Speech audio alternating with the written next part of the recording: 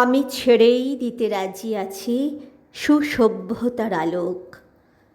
আমি চাই না হতে নববঙ্গে নবযুগের চালক।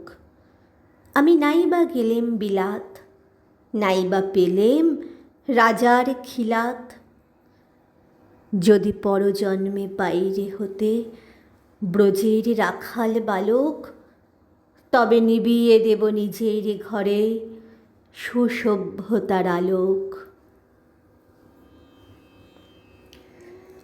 যারা নিত্য কেবল ধেনু চড়ায় বংশী বটের তলে, যারা গুঞ্জা ফুলের মালা গেঁথে পরে পরায় গলে, যারা বৃন্দাবনের বনে সদাই শ্যামের বাঁশি শোনে, যারা যমুনাতে ঝাঁপিয়ে পড়ে শীতল কালো জলে, যারা নিত্য কেবল ধেনু চড়ায় বংশী বটের তলে।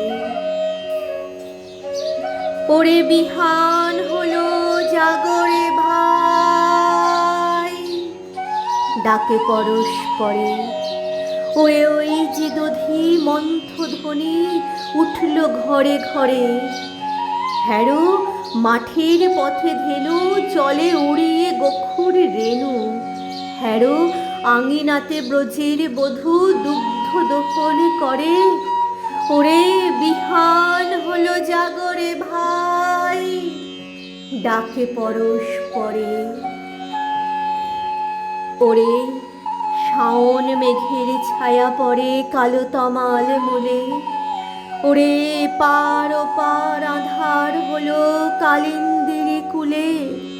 ঘাটে গোপাঙ্গনা ডরে কাঁপে খেয়া তরির পরে। হ্যারো কুঞ্জ বনে নাচে ময়ূর কলাপ খানি তুলে। ওরে শাওন মেঘের ছায়া পড়ে কালো তমাল মূলে। মোরা নবনবীন ফাগুন রাতে নীল নদীর তীরে, কোথা যাব চলি অশোক বনে শিখিপুচ্ছ শিরে। যবে দোলার ফুলরশি দিবে নিপ শাখায় কষি, যবে দক্ষিণ বাঁয়ে বাঁশির ধ্বনি উঠবে আকাশ ঘিরে, মোরা রাখাল মিলে করব মেলা নীল নদীর তীরে। আমি হব না ভাই নববঙ্গে নবযুগের চালক। আমি জ্বালাবো না আঁধার দেশে সুসভ্যতার আলোক।